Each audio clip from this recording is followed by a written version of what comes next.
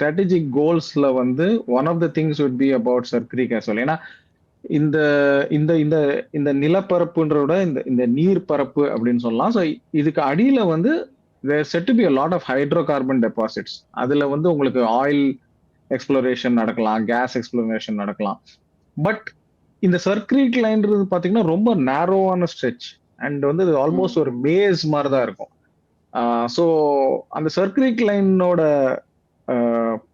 இடம் பாத்தீங்கன்னா it's it's a very shallow place. So நீங்க வந்து ஒரு ஒரு ஐஎன்எஸ் விக்ராந்தோ ஒரு ஐஎன்எஸ் கப்பல்களோ ஒரு ஒரு பெரிய ஷிப்ஸோ வந்து அந்த இடத்துல நீங்க கொண்டு போய் எதுவுமே பண்ண முடியாது. You need very very small boats, very you know நீங்க ஏதாவது ஒரு விஷயம் பண்ணணும்னா ஒரு ப்ரெசிஷன் ஸ்ட்ரைக்கா தான் இருக்க முடியும் இந்த இடத்துல. ஏனோ they are not deep C. இல்ல அதுதான் சொல்றேன்.